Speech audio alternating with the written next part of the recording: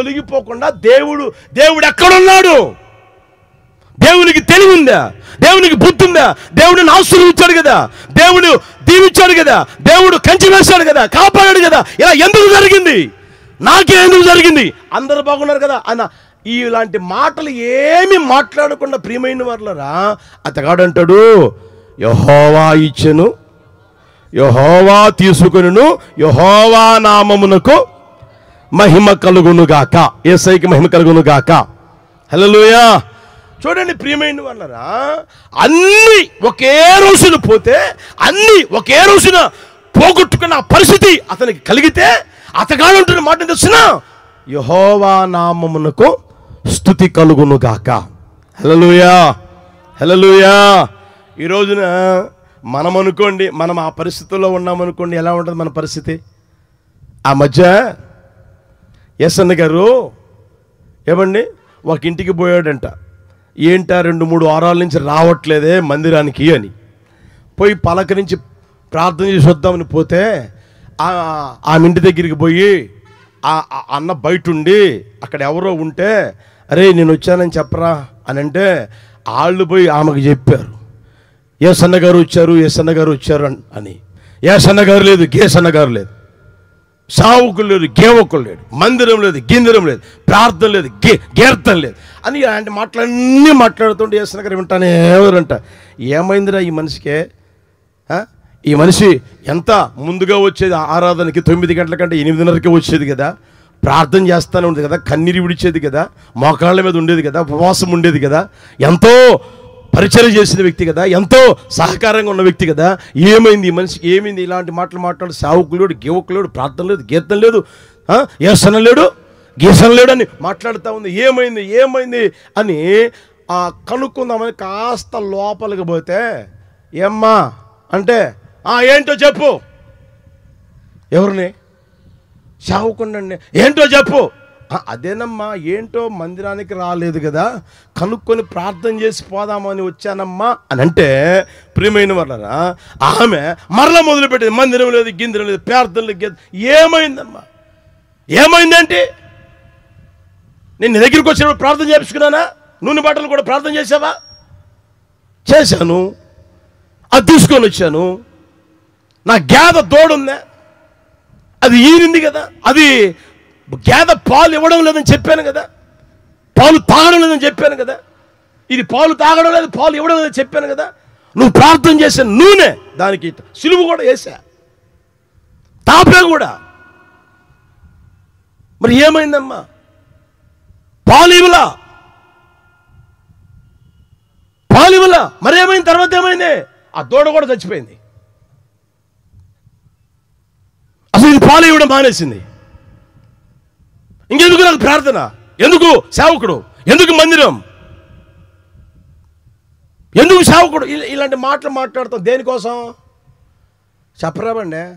ఇంట్లో ఉన్న గేదె దూడ చచ్చిపోయిందంట, అది పాలు ఇవ్వట్లేదంట. పాలు ఇవ్వకపోతే ఇన్ని మాటలు మాట్లాడింది చూడండి ఆ మనిషి. అర్థమైందా? ఇలాంటి వాళ్ళు లేరు ఎక్కడ. పెట్టినరోజు పెళ్లి కోరుతారు, పెట్టకపోతే చెప్పరాబండి. అన్నీ అనుకున్నవన్నీ జరుగుతూ ఉన్నాయి అనుకో, దేవా స్తోత్రం స్తోత్రం స్తోత్రం స్తోత్రం. పాస్టర్ గారు మా ఇంటి దగ్గర కృతజ్ఞత ప్రార్థన పెట్టండి. ఏమ్మా, పిల్లాడు పాస్ అయ్యాడు, 500కి 456 వచ్చినాయి, 600కి 544 వచ్చినాయి, 555 వచ్చినాయి. ప్రార్థన పెట్టాలి, కృతజ్ఞత ప్రార్థన పెట్టాలా అని ఇన్ని మాటలు మాట్లాడతారు కదా. ఒకవేళ ఫెయిల్ అయ్యాడు అనుకో, ప్రార్థన పెట్టిస్తారా? చెప్పరాబండి. ఫెయిల్ అయ్యాడు అనుకో, ముఖం ఏమైనా కలకల నడుతుందా? చెప్పరాబండి. ఇంట్లో నీ ముఖం కలకలాడదు, వాడి ముఖం అట్లాగా ఉంటుంది.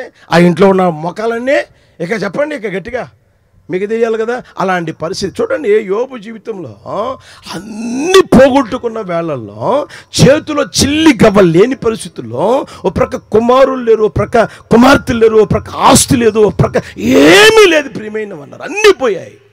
అన్ని లో నుండి జారిపోయిన వేళల్లో చేతిలో ఏమీ లేకపోగా, ఏమండి, చేతికొచ్చిన పిల్లలు చనిపోతే ఎలా ఉంటుందండి మీ జీవితం? చేతికొచ్చిన పిల్లవాడు చనిపోవడానికి ఎలా ఉంటుంది మీ పరిస్థితి? ఎన్ని రోజులు? అప్పుడప్పుడు అంటారే, ఆమె ఇంకా మనిషే కాలేదన్న, ఆమె ఇంకా మనిషే కాలేదంట. అవునా కదా? భర్త చనిపోతే, భార్య చనిపోతే, లేదా పిల్లలు చనిపోతే, ఏమండి, లేదా ఏదో కాస్త నష్టం కలిగింది, కాస్త అవమానం కలిగింది, కాస్త నింద కలిగింది, అయినా సరే ఏమండి ఎన్ని మాటలు మాట్లాడతారైతే ఈయన జీవితంలో గమనించండి. అన్నీ పోయినా ఆయన అంటాడు, దేవుడే ఇచ్చాడు, దేవుడే తీసుకుపోయి, దేవునికి మహిమ కలుగును గాక, దేవునికి స్తోత్రము కలుగును గాక. హల్లెలూయా. అన్నీ కలిసి వచ్చినప్పుడు కాదు దేవుణ్ణి నువ్వు స్తుతించాల్సింది. అన్నీ కలిసి వచ్చినప్పుడు కాదు, అన్నీ నీకు ప్రతికూలాలుగా మారినప్పుడు, అన్నీ సమస్యలు నీకు ఎదురవుతున్న, ఒక్కొక్క సమస్య ఎదురవుతా ఉందా, ఇది పోయింది ఇంకొకటి వచ్చిందా, ఈ రోగం పోయింది ఇంకొక రోగం వచ్చిందా, అప్పుడు నువ్వు స్తుతించగలగాలి దేవుణ్ణి. హల్లెలూయా. ఈ మేలు జరిగిందండి, ఆ ఇల్లు స్థలం కావాలనుకున్నామన్నా స్థలం ఇచ్చేసాడు దేవుడు, సూత్రం సూత్రం సూత్రం. స్థలం తర్వాత ఇల్లు కూడా ఇచ్చేసాడన్నా, సూత్రం సూత్రం సూత్రం. ఏమండి, ఆ తర్వాత ఇంటి మీద ఇల్లు కూడా కట్టామన్నా, పిల్లకి పెళ్లి కూడా అయిందన్నా, మంచి సంబంధం అన్నా, దానికి కూడా పిల్ల కూడా పుట్టారన్నా, అంత బాగానే ఉంది. అంత బాగా ఉన్నప్పుడు సూత్రం సూత్రం సూత్రం. అది ఎవడైనా చెప్తాడు, ఎవరైనా చేస్తారు, మీరు చేసేది ఏముంది? అవునా కదా ప్రియమైన వాళ్ళరా? అయితే ప్రతికూలాలుగా మారినప్పుడు, ప్రతికూలతో ఎదురైనప్పుడు, సమస్యల వలయం ఏమండి నిన్ను చుట్టుకున్నప్పుడు, బాధలలో, నిందలలో, అవమానాలలో నువ్వు నడిపించబడుతూ ఉన్నప్పుడు, ఏమండి తల ఎత్తలేని పరిస్థితుల్లో సిగ్గు నీ ముఖాన్ని కమ్మినప్పుడు నువ్వేం చేయగలగాలంటే యేసయ్యను స్తుతించుదువుగాక. హల్లెలూయా, హల్లెలూయా. ఆ స్థితిలోనికి నీ జీవితం రాగలగాలి. దేవుని ద్వారా సాక్ష్యం పొందుకోవడమే కాకుండా, ఏమండి అన్నీ పోగొట్టుకున్న సందర్భంలో కూడా ఏమీ కలిసి రానప్పుడు, నువ్వు అనుకున్నది జరగనప్పుడు, నీ కోరికలన్నీ సిద్ధింప చెయ్యబడకుండా నడిపించబడుతూ ఉన్నప్పుడు, ప్రియమైన వాళ్ళ ప్రతికూలతలన్నీ ఎదురైనప్పుడు యేసయ్యను స్తుతించే స్థితిలోనికి వచ్చుదువుగాక. హల్లెలూయా. యేసయ్యని మహిమపరిచే ఆ స్థితిలోనికి వచ్చుదువుగాక. హల్లెలూయా. నిన్ను ప్రేమిస్తున్నవాడు నజరేయుడైన యేసయ్య. హల్లెలూయా. బైబిల్లో ఉన్న మాట ఏం తెలుసో చూడండి ఒకసారి. తెస్సలోనిక మొదటి పత్రిక 5వ అధ్యాయం 18వ వచనం గమనిస్తే అక్కడ రాయబడిన మాట ఏంటంటే, ప్రతి విషయమునందును కృతజ్ఞతాస్తుతులు చెల్లించండి. చదవండి గట్టిగా అందరూ, అందరూ చదవండి.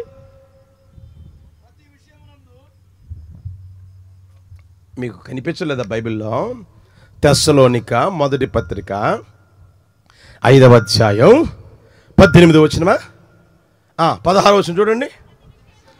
ప్రతి విషయమునందు కృతజ్ఞతాస్తుతులు, ప్రతి విషయం, వెలుగు కలిగిందా కృతజ్ఞతాస్తుతులు చెల్లించాలి, చీకటి కలిగిందా కృతజ్ఞతాస్తుతులు చెల్లించాలి.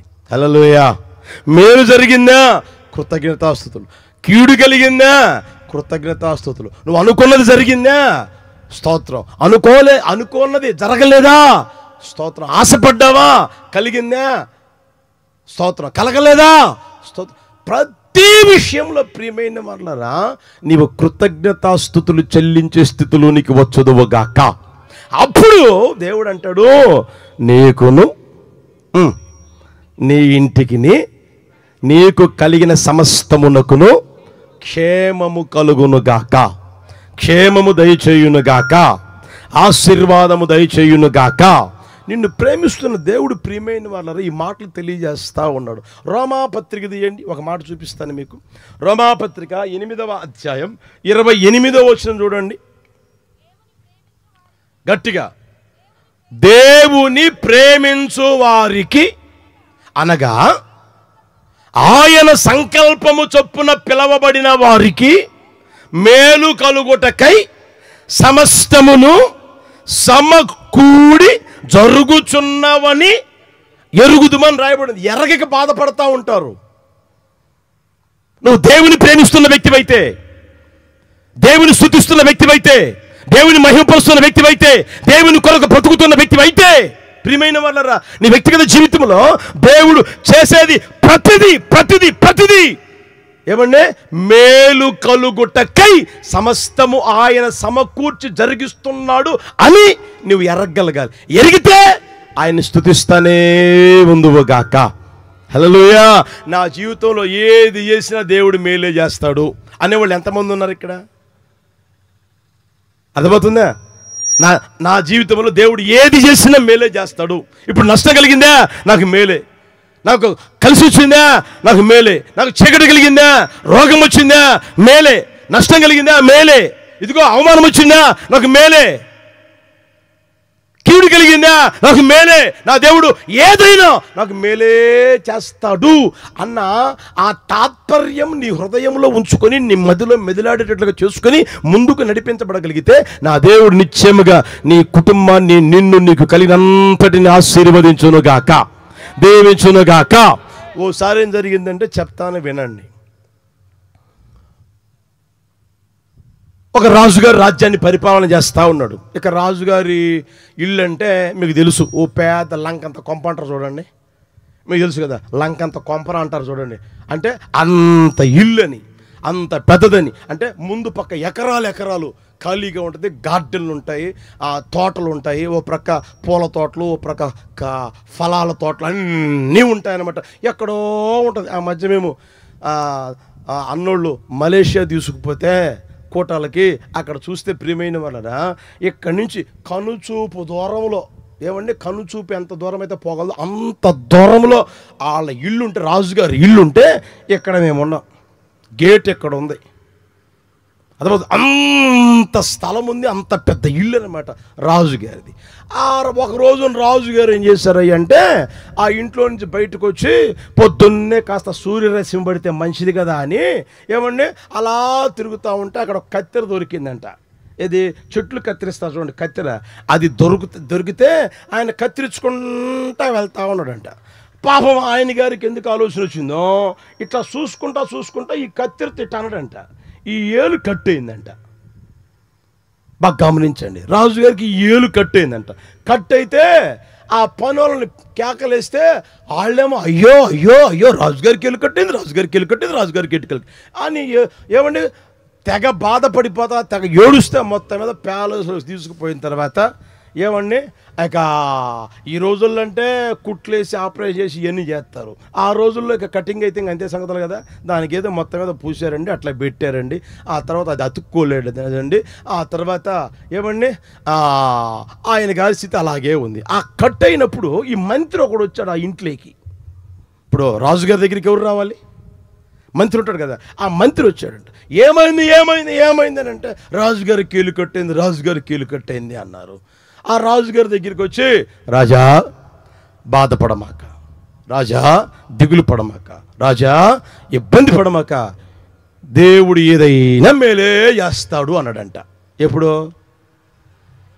చెప్పరామండి?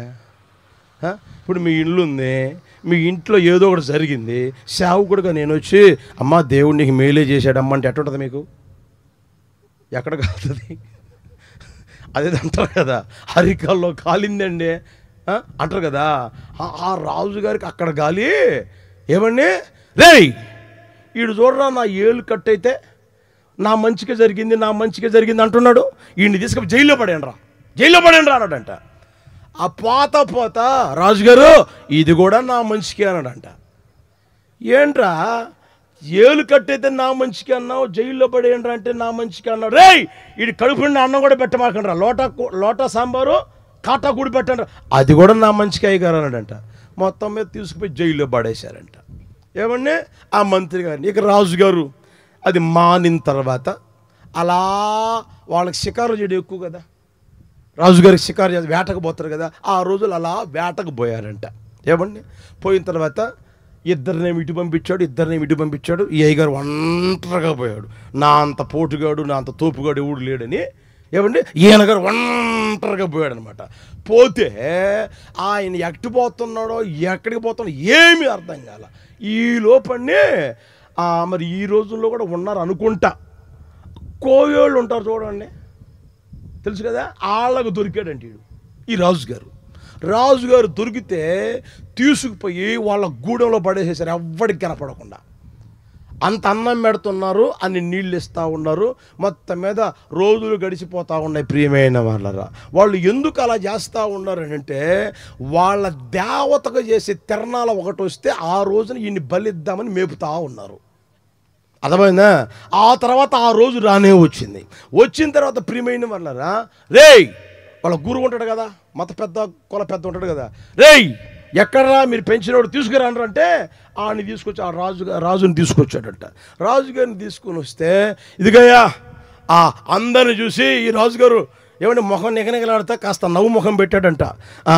ఇదిగయ్యా అని అంటే ఇతనా బాగానే ఉన్నాడు రా, వాళ్ళ భాష ఉంటుంది కదా, ఇక బాగానే ఉన్నాడు రా, దిట్టంగా ఉన్నాడు రా, వేసేవచ్చురా అని అనుకుంటా ఉన్నారండి. ప్రియమైన వాళ్ళ ఈలోపు ఆయన గారికి ఏం డౌట్ వచ్చిందంటే, రే వీడిని మొత్తం చెక్ చేయండి రా, మన దేవతకు బలిచ్చేటప్పుడు లోపం ఉండకూడదు, మన దేవతకు బలిచ్చేటప్పుడు లోపం ఉండకూడదని మొత్తం చెక్ చేస్తా. తలకాడి నుంచి తల బాగానే ఉంది, ముక్కు బాగానే ఉంది, కళ్ళు బాగానే ఉన్నాయి, చెవులు బాగానే ఉన్నాయి, నోరు బాగానే ఉంది, నోటు నాలుగు బాగానే ఉంది.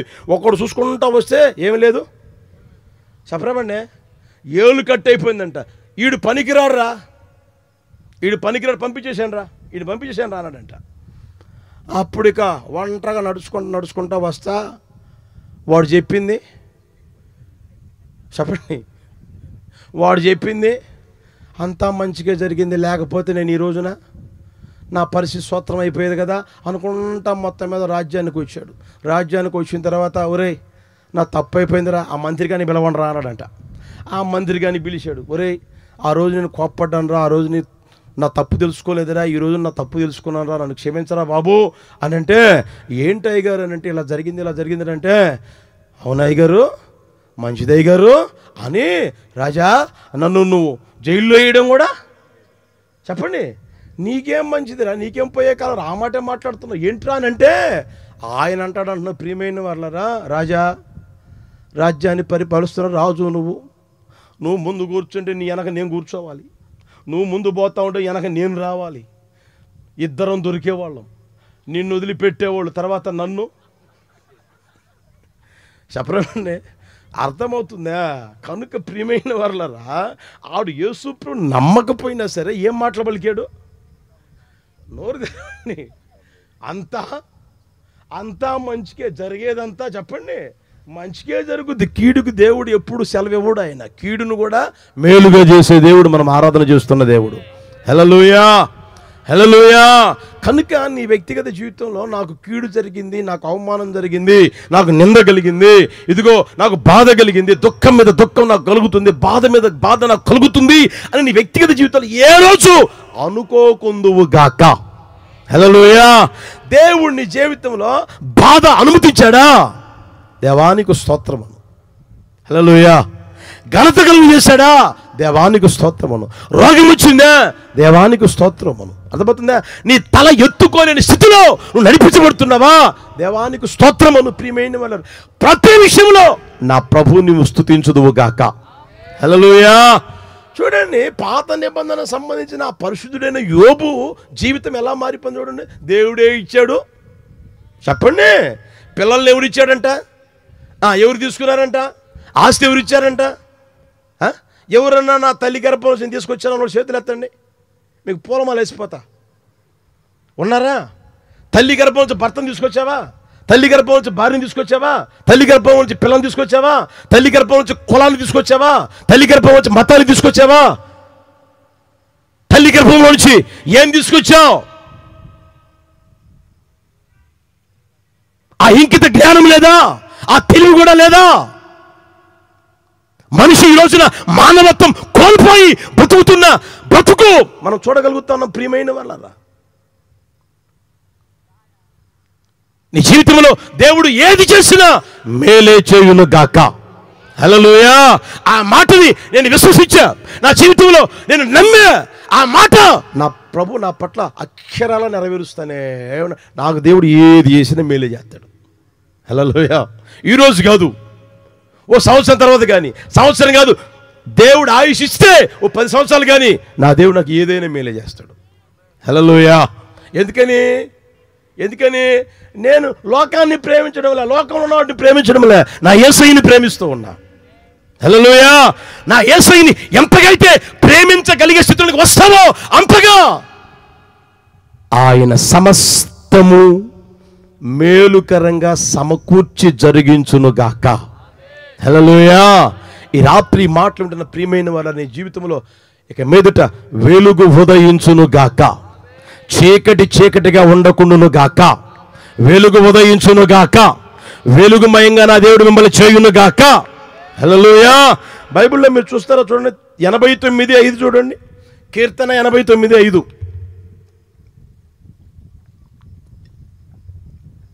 త్వరగా 89:5. యెహోవా, ఆ మాట జాగ్రత్తగా గమనించండి, ఆకాశ వైశాల్యము నీ ఆశ్చర్య కార్యములను స్తుతించుచున్నది, పరిశుద్ధ దూతల సమాజములో నీ విశ్వాస్యతను బట్టి నీకు స్తుతులు. ఈ ఆకాశ వైశాల్యం ఉందే, మనం ఆరాధన చేస్తున్న దేవుడు నోటి మాటతో కలుగు చేశాడు. ఆకాశం కలుగునుగాక అన్నాడు, కలిగిపోయింది. అర్థమవుతుందా? యేసయ్య సృష్టించిన సృష్టిది, ఎవడు కలుగు చేయలేదు. అర్థమవుతుందా? మనం ఆరాధన చేస్తున్న యేసయ్యే ఈ సృష్టిని సృష్టించిన సృష్టికర్త. అర్థమవుతుందా? ఆయన ఆకాశము కలుగునుగాక అన్నాడు, భూమి కలుగునుగాక అన్నాడు, చంద్ర నక్షత్రములు కలుగునుగాక అన్నాడు. అర్థమవుతుందా?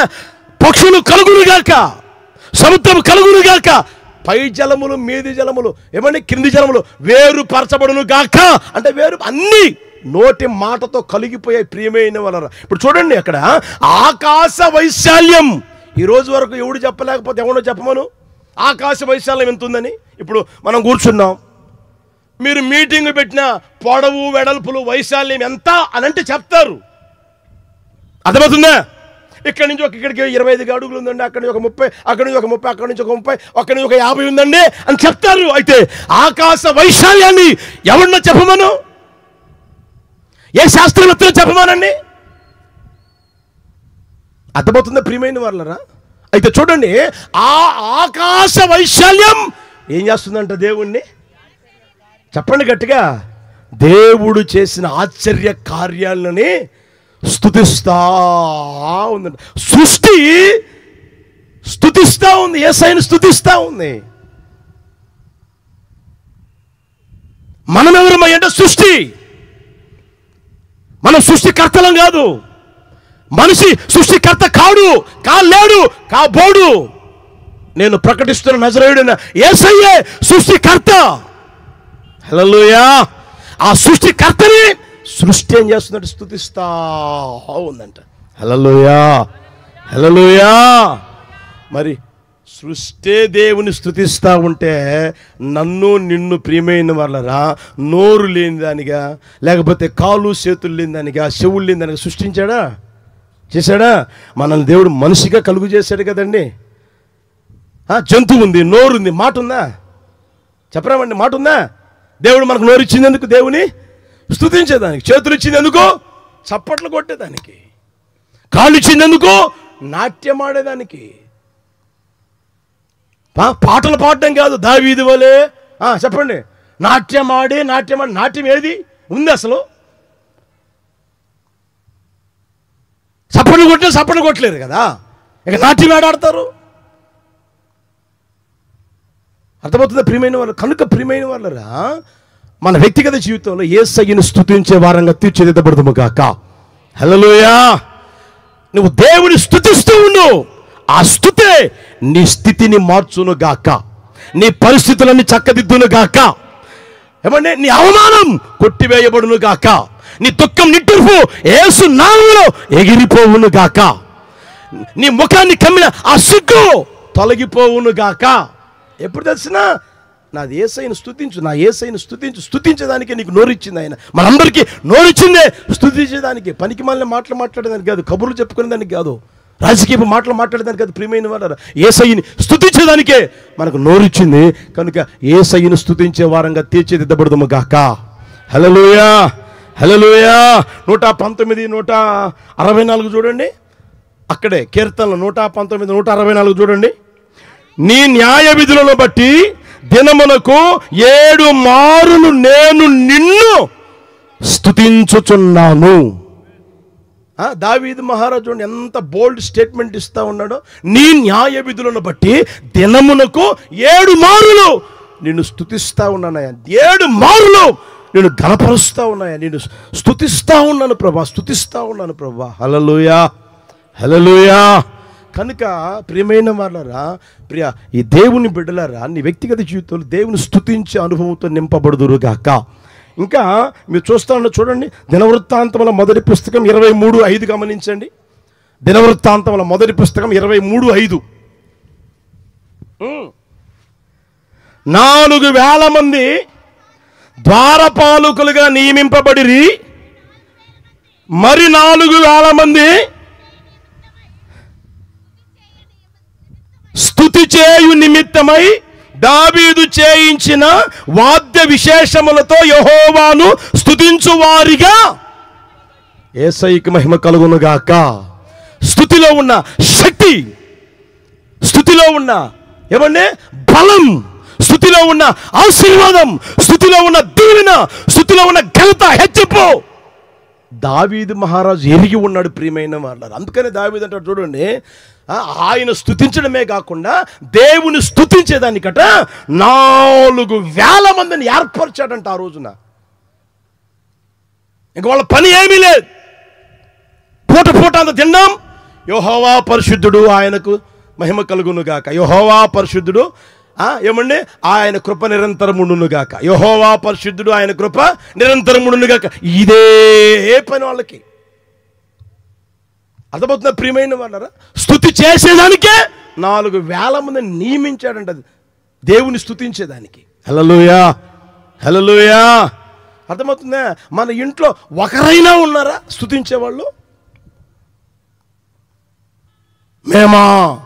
మా బంధు బలగం అంతా లెక్కేస్తే 164 ఓట్లు ఉన్నాయి. ఏమున్నాయా చెప్పరేమండి? ఈ వీధంతా మా ఇంటి పేరటోళ్ళే, ఈ వీధంతా ఏమనుకున్నావు నా బలగం. ఒక్కడన్నా దేవుని ఆశీర్వాదాన్ని పొందాడంటే అది లేదు. మళ్ళా ఒక్కడన్నా దేవుని ద్వారా దీవించబడ్డాడు రా బాబు అంటే అది లేదు. మరలా అంటారు మేము క్రిస్టియన్స్ అన్నా, తాత ముత్తాతలప్పుడు క్రిస్టియన్స్ అన్నా. మరలా మాకు తల్లి సంఘం కూడా ఉందన్నా. ఏ సంఘం అంట?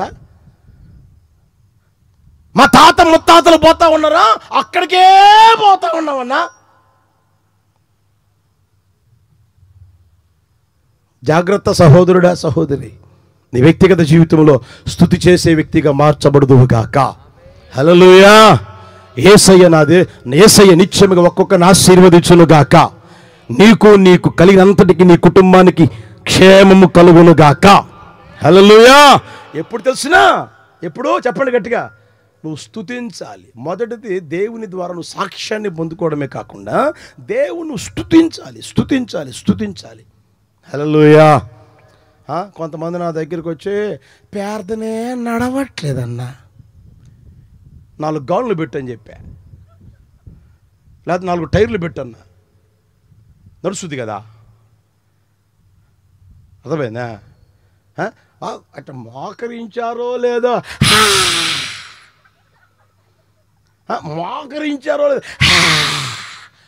కప్పల నోరు తెరవడం, ఒకవేళ ఇక దోమలు ఈగలు మొత్తం సంసారం చేస్తే మనకు తెలియదు. ఇక అర్థమైందా? కొంచెం గమనించండి ప్రియమైన వాళ్ళారా. ప్రార్థనే ప్రార్థన చేయకపోతే ఏమైంది? దేవుని స్తుతించు, దేవుని ఆరాధించు చాలు. 1 గంట సేపు ఏమండి అలా మోకాళ్ళ మీద ఉండి నీకు నచ్చిన పాట పాడుతా, చేతులు అలా ఊతా, ఏమండి ఆ పాటలో ఉన్న మకరందాన్ని ఏమండి ఆస్వాదిస్తూ ప్రభువులో లీనమైపో ఆయన స్తుతించు. ఏమండి నువ్వు వద్దనుకున్న ప్రార్థన అలాగే వచ్చేస్తూ ఉంటుంది, లోపల అలాగే వచ్చేస్తూనే ఉంటుంది. యేసయ్య కృప దయచేయునుగాక. హల్లెలూయా. నా ప్రభువును స్తుతించండి చాలు. చూడండి, స్తుతించేదని 4,000 మందిని పెట్టారంటండి. ఆ మధ్య దేవుడు నైజీరియా తీసుకెళ్ళాడు. నైజీరియా 3 కిలోమీటర్లు పొడుగు, 3 కిలోమీటర్ల వెడల్పు మందిరం. అర్థమైందా? ఎంత? నోరు తెరవచ్చుగా. నా ఎస్టిమేషన్ ప్రకారం ఇంచుమించుగా 1,40,00,000 మంది కూర్చోవచ్చు.